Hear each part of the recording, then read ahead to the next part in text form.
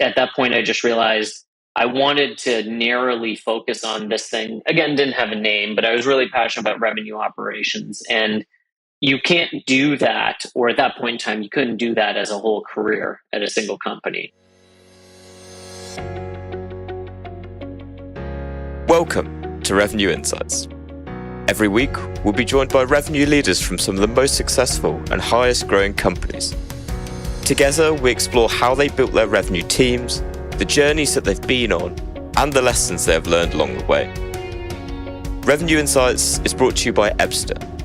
We're a revenue intelligence platform designed to help revenue teams to build more pipeline, close more deals, and retain more customers.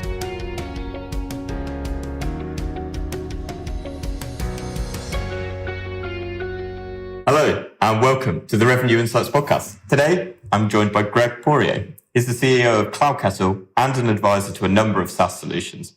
Throughout his career, Greg has built sales and marketing teams across the tech industry. Greg, it's great to have you on. I'd love to learn a little bit more about your background from yourself. Thanks for having me, Lee. So to begin with, what's your story? I know you kind of started at a company that was acquired by Salesforce, but I'm sure you can add a bit more color, but much better than I can. Yeah, well, I worked at a company that was started by Salesforce. I did not start it, definitely. There was much smarter people with more foresight than me that started that company, but I'll go into that. So, I graduated from university with an MBA, obviously thought I was the most brilliant person in the world at that point in time. And that was the first tech bubble crash. So that obviously kneecapped me a bit in terms of where I was going to go. So I ended up getting a job doing 50% sales, 50% marketing at a small regional cinema chain.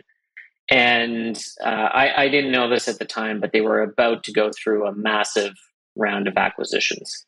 And during my 7 years there, we went from being, a second run, very small regional operation to being one of the largest in North America. So, it was an incredible fortuitous time to work in a pretty exciting industry. Movies are cool and fun. And, while I started there, kind of my initial focus was really around marketing, but I got stuck doing a lot of sales stuff, which at the time I didn't particularly enjoy. So I helped sell a lot of the ads that ran before the movies and oversaw that program eventually, and also sold a lot of large scale group bookings and things like that. And as part of that, every morning I used to have to go, because I was the most technical person, I used to have to go and sync 3 computers. So there was 3 salespeople who used 3 different computers, and I would sync each of those computers every morning, and that was our CRM. It wasn't in the cloud. It was 3 separate databases, and I synced those 3 computers every morning. I just realized, hey, this is not a great solution. So I found this new bleeding edge company doing something called the cloud on the internet, called Salesforce. And I went to the IT team and recommended this as a solution. And they said, oh God, no, we cannot store our information on somebody else's servers. And that took some convincing. I mean, at that point in time, eventually I also oversaw our website and our email subscriber list of like 250,000 people. And that website was doing 1 million visits, which was very high traffic at that point in time. But we were still all on-prem. Everybody was on-prem. There was no, cloud wasn't really fully conceptualized then. So, I used to have to purchase servers every month. But eventually they did see the light, and we ended up adopting Salesforce then, probably maybe 2010, somewhere around there. I don't remember the exact year, but that was a pretty bleeding edge movement at the time, was moving to a cloud-based CRM. And I was also very fortunate at that point in time that our email subscriber list that I was overseeing got so big that we had to migrate to a more sophisticated solution, which ended up being ExactTarget, which eventually was acquired by Salesforce and became kind of the core of what is now Marketing Cloud. And also, I was really delving into these relatively new concepts of SEO and these new platforms called Google Analytics and Google AdWords and paid search. And so it was, a perfect time to be in that industry. And I got to do a lot of really exciting stuff. And, at the start of every month, I would go to them with some new crazy idea.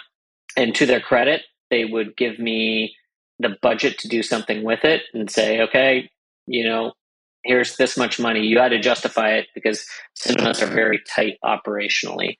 Um, but they would give me the opportunity to take risks, and they rewarded those risks. And, every quarter when I had a new crazy idea, they let me do it. And as long as I could justify it. And I had a couple of pretty big, notoriously large flops, but for the most part, a lot of those ideas really paid out. So they gave me a lot of rope, and I appreciate that. I got to grow a lot there. And then from there, I was recruited to a fast growing startup called Radiant 6, which was doing social listening. And so at that point in time, I mean, maybe I was employee 200, somewhere less, probably pre 200, but they were growing really quickly. And I think my first day, 30 other people started in the employee onboarding. So we were like growing by 10% a week, maybe even. It was crazy time. And, we had brands like Pepsi, Hershey, all the national airlines, etc. And I was essentially running what would now be called marketing operations and a little bit of sales operations there, although it didn't have a name then. This was like 2011, maybe. And eventually, very fortuitously for me, because I love the platform, we got acquired by Salesforce. And additionally, at that point in time, our email platform was Pardot, which was also acquired by Salesforce. So over a span of two companies, I'd actually started heavily using ExactTarget, Pardot, and Salesforce, all of which at one point in time later became part of the Salesforce cluster of what is now known as Salesforce Core and Marketing Cloud. And additionally, Radiant 6 was acquired by them, so I got to go work there. And, just again, the perfect alignment of stars for somebody with the career trajectory that I wanted to have. From there, I was recruited away post-acquisition to build and run what would now be called revenue operations at two different B2B SaaS companies, eventually becoming COO of the last one. And at that point, I just realized I wanted to narrowly focus on this thing. Again, didn't have a name, but I was really passionate about revenue operations. And you can't do that, or at that point in time, you couldn't do that as a whole career at a single company. So I started Cloud Kettle under the conceit of, hey, I want to do this one specific niche thing. I want to do it for really big companies and help them do it. And if I start my own company, I'll just be able to do that thing that I'm passionate about, as opposed to go and have to expand into other things like becoming COO of these other companies. And so what was it, and thank you so much for giving all the detail of kind of what's brought you to where you are now. So what was it then that really inspired you to build Cloud Kettle? I knew that I was at a point in my career where I did not want to be COO of a SaaS tech company again. I did not enjoy fundraising. I did not enjoy raising rounds. I did not enjoy working with investors.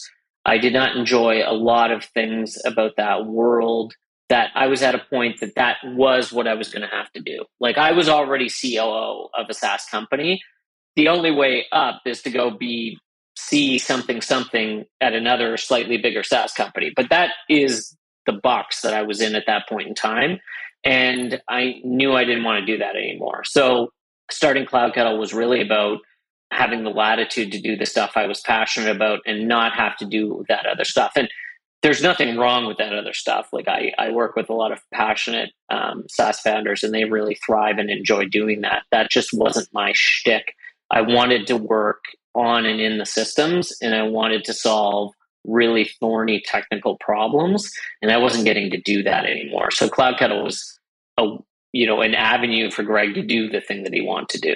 I love that. Literally a way of doing ultimately what you're passionate about, right? And so in being able to, really do your own thing and put your own stamp on it, what would you say have been the biggest successes of being able to do it in your own way? I mean, I think there's a lot of reasons why we have been successful, and most of them roll back to things I learned at Radiant 6 and at Empire Theaters, and things I picked up from those leadership teams. It's not to diminish the fact that, I'd achieved an MBA. It took 2 years of my life. I learned a lot of stuff about finance and accounting and other things. But really, if you look at how you run a successful company, what you learn is leadership and mentorship and those skills. And those came from working for incredibly talented, kind-hearted, intelligent people at Empire and later at Radiant 6. And when I look at the things that have made Cloud Kettle a success, it is the things I learned from those people and how I patterned my behavior after those people that made Cloud Kettle successful. And, two of those main items being the concept of a V2 mom. So, every employee should have this plan that aligns with the whole organization for their year. And then just being incredibly transparent in how you educate employees and be transparent with employees about what the plan for the business is, how it's doing, and what those metrics are that everybody is being measured on. Those were, of many things I learned at Radiant 6 and Empire Theaters, those were probably the two that I carried through to Cloud Kettle that had the biggest impact. For those listening that don't know what a V2 mom is, can you just kind of explain and also go into a little bit of why you found it to be so valuable? Yeah, so most people listening are probably familiar with the concept of OKRs. So if you come from the Salesforce ecosystem like I did, Salesforce has a very similar concept, and parts of it are a pretty direct rip-off, I would say. Salesforce is a concept of V2 moms, which is at the start of every year, the leadership team comes together and they create their V2 moms, which are multi-page documents that outline what each member's vision for the year in the company is going to be, what their values are, what their methods are going to be for achieving things in the coming year, what those obstacles are that could prevent that, and what the measures are. So what are the very measurable metrics of success in the context of that V2 mom? And so at Salesforce and at many companies that have spun out of Salesforce, including Cloud Kettle, every year there's this V2 mom exercise where at Cloud Kettle, our leadership team comes together. We create our V2 mom. So at my level, it's very high level. Obviously, it's, this is what our revenue goals are going to be for the year. This is how they're going to break down across revenue lines. This is how employees are going to be allocated in terms of total headcount. These are the type of clients we're going to pursue. These are the strategic objectives we're going to be going after, et cetera. And this is what our multi-year plan for the organization is. And then from that, the other members of the leadership team, so our Salesforce practice, read that, and the leader of our Salesforce practice comes up with his V2 mom. The leader of our marketing automation practice comes up with their V2 mom. Our leader of our marketing team, she comes up with her V2 mom, and everybody understands what the top line metrics are going to be. So as an example, the head of our marketing team knows, okay, well, if this is what our total revenue is going to be for the year, and these are the total number of sales we need, et cetera, this is what the breakdown is going to have to be, obviously, of how we support this from a marketing perspective in terms of ad dollars and MQLs, et cetera. So that translates down into every employee. And those V2 moms are posted in Slack, and every single employee can see every other employee's V2 moms, including what their metrics of success are for the whole year. I really love the idea of, complete transparency that you're delivering literally across the entirety of your business. So I guess to go a little bit into a slightly more granular level of detail then. So for the individuals in your revenue teams, across sales and marketing, customer success, perhaps, your reps on the front line, for example, how do you think it benefits them? I think, there's a couple of things around that. So first of all, I would say when I started Cloud Kettle, the whole V2 mom process seemed rather psychotic. The fact that a person would start a company in their basement and be one human being and have this multi-page document of what their whole plan for the coming year is going to be, that's odd and unusual, and I understand that, obviously. But I knew I was going to grow the company into something bigger, so it made sense. And so then when we had one employee, she did her V2 mom and I did my V2 mom together. And over time, obviously, that's translated. Now there's dozens and dozens of employees, and it keeps everybody growing in the same direction. But also, it removes a lot of uncertainty. Like when we make decisions within the organization, it's much more clear to employees as to why we're making those decisions, because they understand what the multi-year plan for the organization is. We don't shield that from them. And additionally, at the end of every quarter, we have an all hands meeting where the leadership team presents to the employees what all the metrics were for the organization, much the way that you would present to a board. So every employee in the company at the end of every quarter attends a meeting where they find out what our total revenue was, what our total profit margin was, what percent of our total revenue we spend on employees, so salaries, benefits, etc. What percent is based on marketing, etc. How each individual group on the leadership team performed. So did they meet objectives, not meet objectives? Did we hit our profit margin, not hit our profit margin, etc.? That information is visible to every employee. For new employees, sometimes that can be a bit overwhelming. Some will find that level of transparency a little stressful. They actually would prefer not to understand how the business is being run, but it helps everybody understand why and when we make decisions. So a lot of the time, employees are really confused at big companies. So, well, why are they hiring in this group but not this group? And why are we deploying this new system and not, allocating resources here? And those questions certainly come up at CloudKettle, but they're a lot less. And the reason they're a lot less is because, we're incredibly transparent with them on how we're performing and what we're doing. And employees understand, okay, this division is growing at a pace that was unexpected. That's why they are hiring and resourcing this area. Okay, this group did not grow at the pace that was expected in Q1. That's why we're not seeing a lot of headcount being allocated there, et cetera. So it really helps everybody understand what's going on. It reduces a lot of uncertainty. And I like to think, although, in my position as CEO, it's always hard to say this and understand what's happening on the front lines necessarily. But it reduces a lot of the back channel rumors and speculation and other items by just being upfront. Because those conversations are going to happen with employees, whether you tell them the correct information or not. It's kind of like the sex on the playground scenario. You can either explain to your children how sex works at some point, or you can let them find out on the playground. Probably what they're going to find out if you explained it to them is going to be a lot more accurate, but they're going to have that conversation at some point. I think that's a fantastic analogy for it. I'm really keen to dig into a little bit more about the work that you do at CloudKettle and the clients that you work with. So before we actually get into it, to everyone listening, you've talked a bit about CloudKettle itself and how you run things internally. But who are the businesses that you're working with, and I guess more specifically, how are you working with them? Yeah, so CloudKettle, not surprisingly, given my background, is very focused on revenue operations and also very focused on doing that for a specific niche.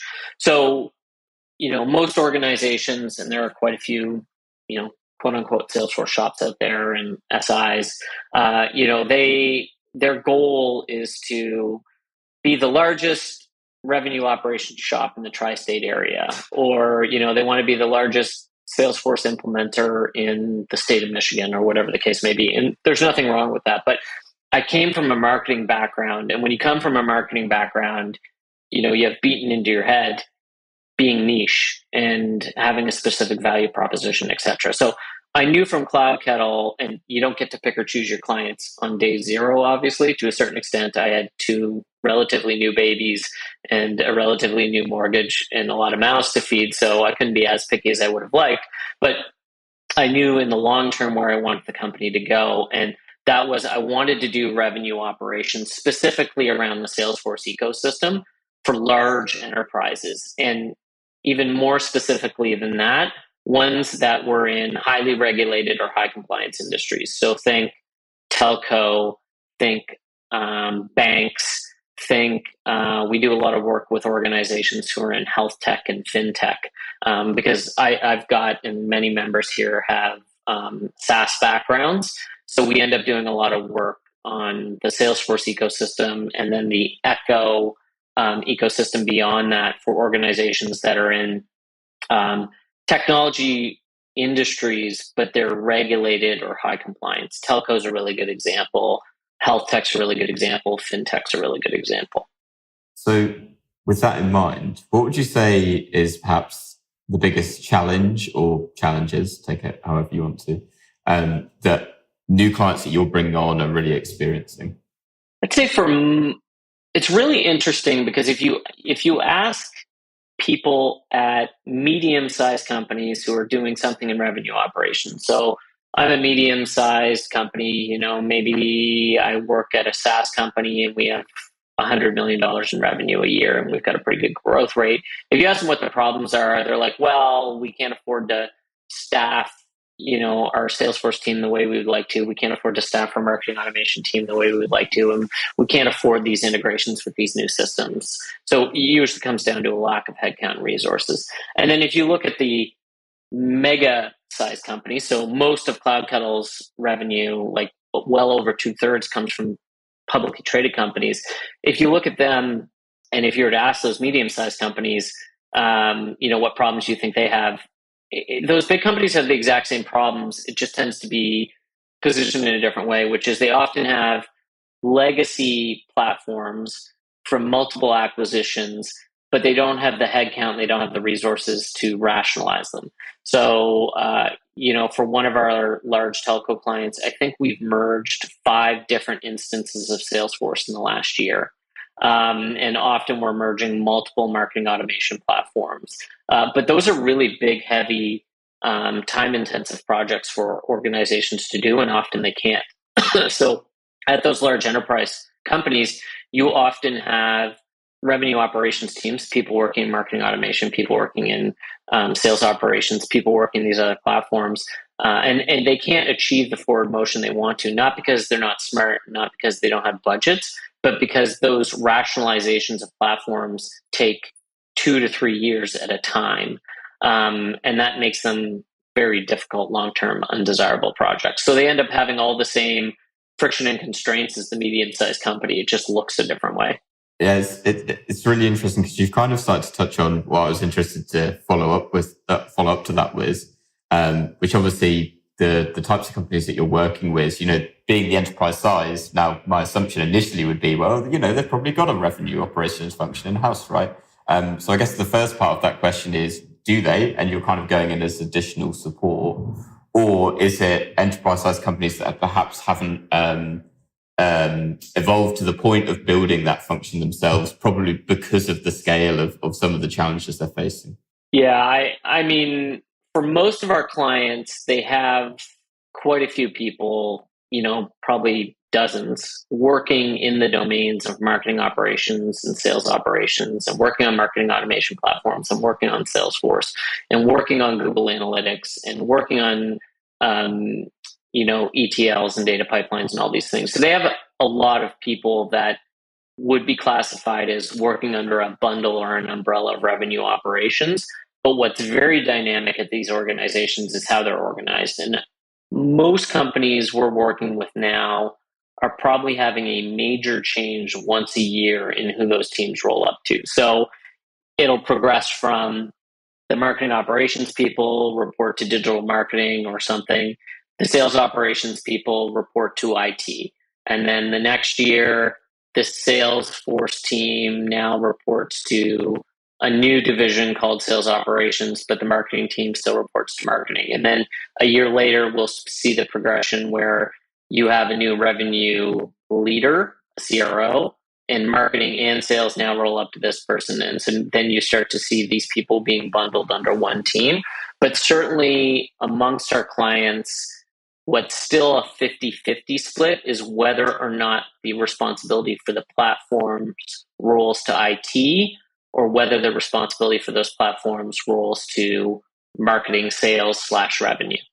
It's really interesting because in recent weeks, I've been speaking to, RevOps professionals and CROs and much smaller companies. And so curious to know from a more, enterprise perspective, those legacy issues, do you think that they, for the larger enterprise size businesses, do you think that they are going to inevitably end up in the direction of having a revenue operations department with those operations, rolling up into it? Or do you think that they'll go in kind of a bespoke solution that suits their business? I think inevitably you're going to see the revenue operations departments get deployed, because the platforms are becoming so specific and so important that they need their own team to oversee them. However, what is unclear and will likely continue to be a 50-50 split is, depending on the culture of the organization, the end responsibility for those platforms, not the strategy, but the upkeep and maintenance, may still roll to IT. So what's fairly common in those large enterprises and may not change for the foreseeable future is that the DevOps processes and the stability of Salesforce and the security of Salesforce and everything related to that belongs to a team in IT. And the strategy of how Salesforce is leveraged and what it's going to be adapted to do and what platforms tie into it and how it's funded and resourced, et cetera, rolls to somebody in a sales operations or revenue operations capacity. But because of the data that is inherently stored in it, which is customer data. And so if we're talking about a bank, if we're talking about a telco, if we're talking about organizations that sell to the US military, if we're talking about healthcare, that data is so important. And those companies very rightly are so conscious about security that those functions will probably stay in IT for the foreseeable future. There's just too much at stake. And they, rightly or wrongly, see marketing and sales often as being gunslingers in the Wild West. And for that reason, the security and stability aspect of those platforms stays with IT. Yeah, that makes a lot of sense. I'm intrigued to know, being a gunslinger from doing marketing and sales beforehand, from your perspective, how do you approach aligning marketing, sales, and customer success together? Because obviously you're working with companies that, by the sounds of it, are fairly siloed. So is that something that you work with them to achieve? Yeah, I mean, that's a tough question to answer. It really depends on the size of the company. You know, if we're talking about a multinational bank, Cloud Kettle is not going to have a significant impact on what the culture of that organization is going to be. However, for almost all of our clients, we're working with them usually at a CRO or CMO level, often both. And so we are participating pretty heavily in the annual planning, budgeting, strategy process for those teams. So, for most of our clients, we would be heavily involved in the annual planning process around what sales operations is going to execute on in the next year and what marketing operations is going to execute on in the next year, or however they term those functions internally. And so we would be part of a discussion saying, okay, based on what marketing is saying they want to achieve, you probably will need to deploy a CDP in 2023, and fully ramping that CDP to start getting value out of it in 2024. This is the headcount you would require in 2023 to do that. This is the professional services you would require 2023 to execute on that. This is how you're going to justify that headcount and budget in terms of results in 2024. So we would be working pretty heavily on that. And one area that we're particularly, I guess, forceful on is helping them structure their teams internally. So for most of our clients, and this would sound really odd coming from a professional services company, because you would think that it's to our advantage if there's fewer people working there in those functions, because then we can execute on that work and make more money. But for most of our clients, their biggest limitations to success, and therefore our biggest limitation to success, is a lack of headcount. So there is a natural pinch point in terms of the work they can execute on, and that pinch point affects their results, obviously, but it also affects us. So a client could come to us and say, this is what our vision in 2023 is. And oftentimes part of that discussion is, we would love to help you execute on that vision, but only about 50% of that is achievable in the upcoming fiscal year. The reason being that you want to deploy CDP, that's great. You would need to hire 3 business analysts and a technician to do this to get value from it. And it's great that you want to deploy an account-based marketing strategy, and we'll help you deploy that platform. We'll help you execute on that. But in order to do so, you would probably have to double the size of your content team. And Cloud Kettle doesn't help generate content, but if you want to pursue an ABM strategy, you're going to have to double the size of your content team. Is it plausible that that's going to happen this year? No. Okay, well, maybe it makes more sense to focus on just deploying a CDP this year and looking at an ABM in 2024 when you've ramped up that content team. So usually our client's biggest barrier to success is those natural pinch points internally where they just cannot allocate headcount to the functions they would need to allocate in order to maximize the benefit of these platforms.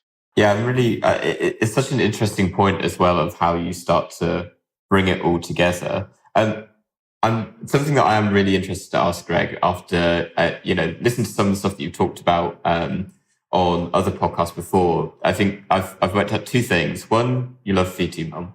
And two, I understand that you also love attribution modeling as well. So I'm really keen to understand because this is very much in my wheelhouse now, right?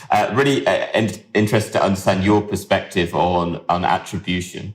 So I've worked at several large companies, multinational organizations. I've had the benefit of probably seeing every possible attribution model in the world put into play or variations thereof at one point in the other. And then if you look across all our clients, there's got to be a dozen, at least, maybe more attribution models in play right now. And many are searching for a holy grail of the perfect attribution model. And what they're searching for is not the thing that they actually need. So what many are searching for, and one of our clients in particular has actually managed to do this. So they have a BI analyst who's rather brilliant. I think he has a PhD. And he has built this perfect attribution model, and it almost perfectly predicts what revenue is going to be and attributes it back to the appropriate groups. Unfortunately, it is a black box. Only one person understands how it works, and it causes constant internal consternation and debate and friction between different groups because only one person understands how it works, and it's a black box, and it cannot be easily explained. And I literally do this for a living, and I don't fully understand how it works. And the key to a successful attribution model is actually that you can explain it in 30 seconds to a C-suite executive, and everybody understands how it works. And that's important because when you have your hopefully bi-weekly pipeline council, if your company does not have this, that's probably symptom one that you have a problem. But hopefully you have a bi-weekly pipeline council, which turns to weekly going into the end of a quarter or fiscal year, where the CRO, the CMO, the CEO, and a couple of analysts every 2 weeks are spending an hour together. They're looking at what pipeline is. They're looking at where those gaps in pipeline are. And they're saying, okay, from a total pipeline perspective, we are going to meet our objectives this quarter. However, we are soft in EMEA in the next quarter, and we can see looking at this that we are going to miss our number in EMEA the next quarter out. What are we going to do in order to shore that up? Because the purpose of Pipeline Council is not to assign blame or credit. The purpose of Pipeline Council is to predict where the soft spots in revenue are going to be in future quarters and then allocate resources strategically to that. So in that Pipeline Council, you may determine that you're going to be very soft in EMEA in Q4. And if you're looking at pipeline from an international total company perspective, you might say, great, we have enough pipeline, we're good, everybody's checked their boxes. But once you break it down by region and by domain, that becomes a problem. And EMEA is a really good example where you might be over-indexing in pipeline in North America, but you're soft in EMEA. Okay, that's a big problem because your SDRs in North America speak English and they cannot sell into EMEA and vice versa. So if you are really soft on pipeline in EMEA in Q4, what's going to happen is you have a bunch of SDRs in Q3 who are not getting fed enough leads. They do not have enough people to phone. They are not going to hit their number because they speak French and German, and that is who they're going to pursue. And then in Q4, you're going to have a bunch of salespeople in EMEA who, even though the North American team is killing it and reaping in huge bonuses, that EMEA team is not going to generate enough sales in Germany and France or wherever they're located And you're going to lose them. Those people are going to realize they're not going to hit their number, they're not going to get bonuses, and they're going to move on to better, greener pastures. Similarly, if you have territories based on certain target markets. So, hey, we're killing it this fiscal year in automotive, but our airline sales are plummeting, but you've hired these really expensive salespeople who are specialized in airlines. Again, you're going to have that same problem. And maybe you as an organization have committed to a board that you have a strategic objective of penetrating the airline industry in the next 2 fiscal years. So it's very important that that pipeline council can look at that vision and break it down by territory, by domain, and actually realize in each section as they burrow down where they need to allocate resources. Where attribution comes into play on that is you usually ideally have a first touch attribution model because it's very simple. It can be explained to everybody. Everybody understands it. And it's brutal. It's brutally harsh. There's only one person who gets credit. But what's important is when you're in that pipeline council, you can look at that and understand, okay, we're soft in SMBs, and specifically we're soft in SMBs in EMEA. When we look at where our first touch attribution model tells us we get leads for EMEA for SMBs, we know that those come from events. Marketing is now going to take these dollars and apply it to events specifically in EMEA, because we know from our first touch attribution model that generates what we need there. Multi-touch attribution models are great, and marketing teams should have those so that they can figure out in a more complex pattern what works. And when you look at a multi-touch attribution model, where that's important is it allows marketing to understand that, yes, if we look at first touch attribution, we're getting all these leads from events. But when we look at multi-touch attribution, we have these unsung heroes. And the 2 unsung heroes that I always like to bring up are newsletters and webinars. So newsletters and webinars generate very few leads. But when you actually look at a multi-touch attribution model as a marketing team, what you see is they can really pull deals along in a great way. Webinars in particular are very good at taking people who are fence sitters and already leads and pushing them back into a sales cycle. Newsletters are really good at keeping somebody warm and pulling them back in later. And they get very little marketing allocation in terms of resources. They're usually a pain in the ass thing that most companies don't want to do but realize they have to. So it's very important for marketing to have a multi-touch attribution model so that they understand that they should not starve webinars, that they should not starve newsletters, that they should allocate more and more resources to better content for those 2 things. But from an overall organizational perspective, you need that brutal first touch attribution model. And the one that I recommend to most clients and I like the best is what Salesforce calls the 4 horses model, which really breaks all attribution out on a first touch model over 4 domains, which is it was generated by marketing, it was generated by sales, it's expansion revenue, or it's renewals. But it's one of those 4 things, and everything has to fit into those 4 buckets. And then when you look at that at the start of the fiscal year and you're judging where resources have to be allocated, you get strategic about it and you say, okay, looking at this, we have these 4 legs on our stool. And when we look at those 4 legs, they're not evenly distributed. So at a mature SaaS company, cross-sell, upsell, which maybe is going to come from customer success, that is going to be a significant portion, if not most of your revenue. So renewals and cross-sell, upsell might be most of your revenue at a mature SaaS company, especially if you have a low churn rate. And then you have this next leg on the stool, which is marketing. And marketing can be very, very effective on your SMB side. So you might say 80% of our new revenue this year that comes from SMBs, marketing is responsible for. However, marketing is only responsible for 20% of the revenue in a first touch attribution model in these 4 horses for our enterprise.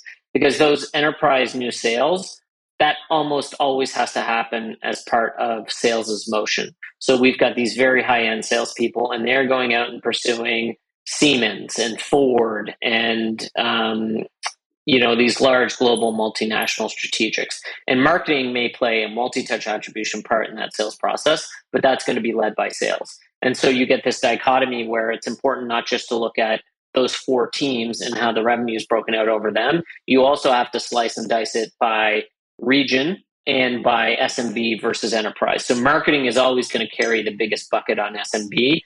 Generally, sales is going to carry the biggest bucket on enterprise. And then you get into regional differences where if we look at APAC, marketing tends to be less successful in some Asian countries in terms of penetration because you have these large buying combines, and that it's really a much more long relationship experience. And so maybe sales is going to be playing a much heavier part in that first touch attribution model in APAC than they are in North America, where a ad driven sales model is much more accepted and common. Something I'm really curious to understand then, and this is specifically from I think a multi-channel attribution perspective. What's your opinion on what we as marketers call the dark funnel, which is all the things that you ultimately can't attribute? So that might be, prospects seeing a social post, perhaps they see a TV ad, hear about it on the radio, even word of mouth. Do you have much experience with businesses who are either perhaps trying to measure it or at least understand it in the attribution modeling? Yes. So part of the issue is that, and not everybody's going to agree with this point of view, but an awful lot of really smart people spend way too much time chasing down where these 10% of leads came from, and they could be much better allocating that time and headspace into improving the performance of the other 90%. So what you get is this internal consternation where, a really smart marketing team understands very well where 90% of the leads coming from and what generated them, but they spend 30% of the time trying to figure out and allocate responsibility for this other 10% of stuff. And I would way rather see those teams spend that 30% of time just improving the performance of the stuff they do understand. So, hey, great. 10% of your leads that are coming in from a place that we can't attribute. That's fine. There's some natural experiments that will occur over time that will allow us to understand that better. So maybe for some reason we've stopped running TV ads in the Midwest, and 6 months later we really see a precipitous drop in performance. Okay, that was a natural experiment. We didn't A/B test that, nor would we, but now we understand that TV is providing value and we should be thinking about that. But other than the obvious things you do, like using specific phone numbers that are coded to specific campaign IDs, certainly anything that can be clicked on is fairly trackable. Teams do spend far too much time trying to perfect measurement instead of trying to iterate and improve performance. And that is very consistent across revenue operations teams that we work with. People really dislike that unknown, let's say 10%, and don't handle it well, and somebody wants credit for it. And the overall organization would be almost always be much better served by focusing on improving the performance of the known quantity. Yeah, I completely agree. Greg, last question, and we've gone quite deep, so I want to take a step back and very simply, what is one book that you would recommend to other revenue leaders?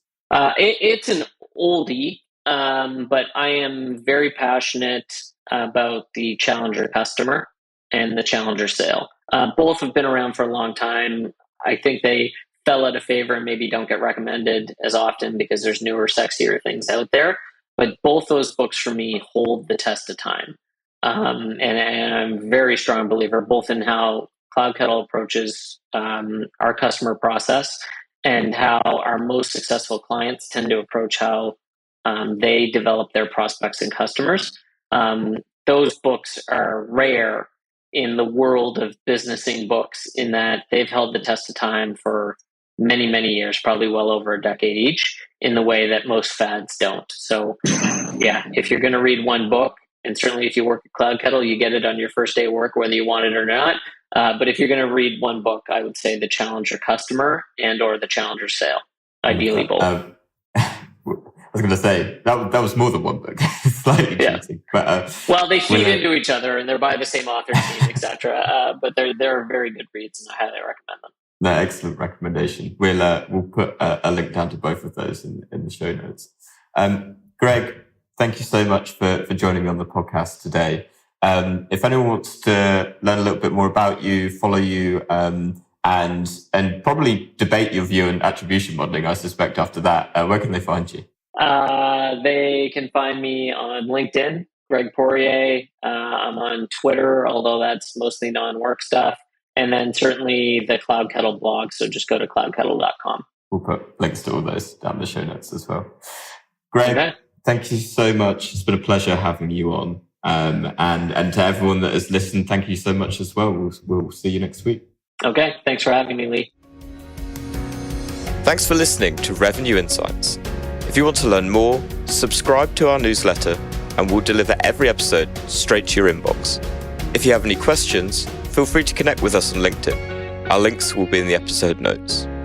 See you next week.